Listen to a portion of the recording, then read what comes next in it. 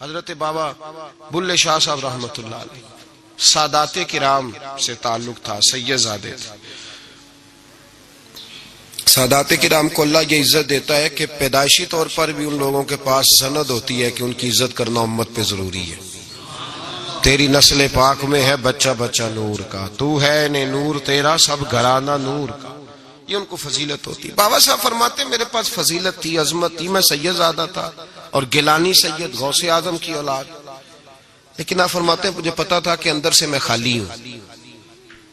ہمارے زمانے میں کچھ برادریاں ایسی ہیں جن کو ہم لوگوں نے بڑا بنا دیا ہے، وہ بڑے بن گئے ہیں، نیچے اترنے کو تیار نہیں۔ اور میں اکثر کہا کرتا ہوں کہ یہ زیادتی دونوں طرف سے ہوتی ہے۔ اصل مجرم وہ نہیں جو اپنے آپ کو بڑا جانتا ہے، اصل مجرم وہ ہے جو اپنے آپ کو چھوٹا سمجھتا ہے، وہ اصل مجرم۔ تو اس زمانے میں سادات کرام کی بڑی عزت تھی، بڑا نام تھا۔ تو بابا صاحب کہتے ہیں میرے گھر میں پیری مریدی تھی، ابا جی بھی پیر، دادا جی بھی پیر، پردادا جی بھی پیر، سارے پیر تھے، لیکن میں جب اپنے دل پہ نظر ڈالتا تھا تو خالی تھا معاملہ، شے کوئی نہیں تھی پاس۔ ہاتھ چموا لینا، نذرانہ لے لینا بات ٹھیک ہے، لیکن نہ علم نہ معرفت، کوئی شے نہیں۔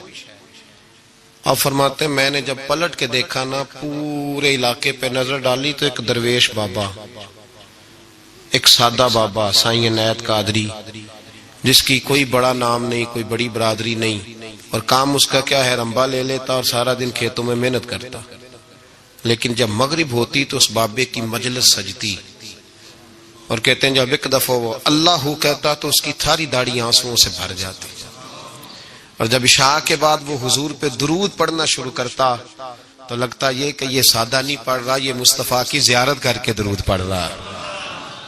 فرماتے ہیں میری ساری برادری کو پتا تھا کہ اس کے پاس معرفت ہے، لیکن مسئلہ یہ ہے کہ ہم سید ہیں، وہ رائی ہیں، اب وہاں جائیں بت توڑیں کیسے، ٹوٹتا ہی نہیں، بہت بڑی مصیبت ہے، کیسے ٹوٹے گا؟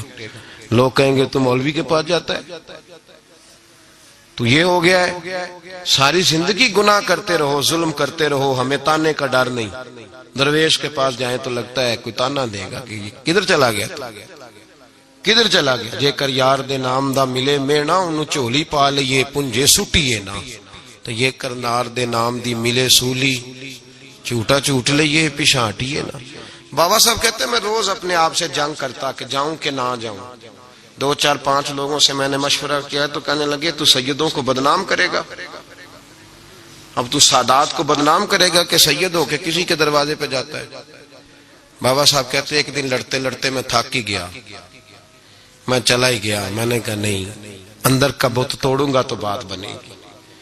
کہتے قصور کا میں رہنے والا تھا اور مجھے سمجھانے کے لیے اچ شریف سے، جہاں کے آپ رہنے والے تھے، جو پچھلا علاقہ تھا، وہاں سے بڑے بزرگ بلائے گئے کہ بلے شاہ کو سمجھاؤ۔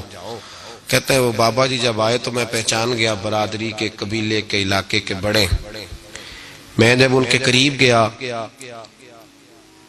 تو وہ نہیں مجھے جانتے تھے، بزرگ تھے، میں تو جانتا تھا نا، تو مجھے کہنے لگے بیٹے کون ہو؟ تو میں نے کہا حضور میری تو پہچان ہی کوئی نہیں، میری تو کوئی پہچان نہیں، آپ بتائیں آپ کون ہیں؟ تو کہنے لگے اسی اچیرے، ساڈی ذات اچیری، کیونکہ اچ شریف وچ رہنے ہیں۔ تو اب تو بتا، تو بابا صاحب کہنے لگے اسی قصوری تے ذات بھی قصوری، کیونکہ وچ قصور دے رہنے ہیں، وہ جو چھوٹے تو اپنا قصور مانتے ہیں، ہاں جے کوئی سانو اچا مل جائے تے نیویں ہو بینے ہیں، بات ختم ہو گئی۔ بابا صاحب رحمت اللہ علیہ کو بڑا سمجھایا۔ بابا جی کہنے لگے حضور میں کیا کروں؟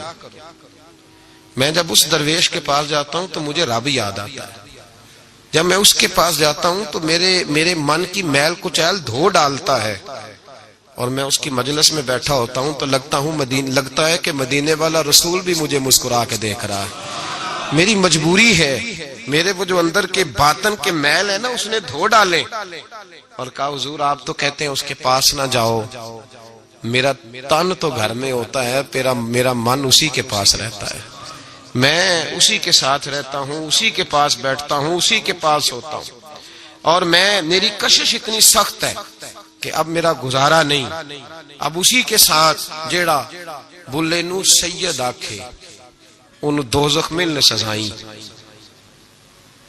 اب اس کی تشریح بڑے بڑے لوگوں نے اپنے اپنے رنگ میں کی ہے، کچھ نے کہا بابا جی نے بد دعا دی ہے، یہ بد دعا ہے، اگر کہا تو الجھ جاؤ گے، لیکن ہیں بھی وہ سید جھوٹ بھی نہیں. کچھ کہتے ہیں بد دعا دی اور کچھ کہتے ہیں انہوں نے اعلان کیا ہے کہ میں اللہ کا ولی ہوں.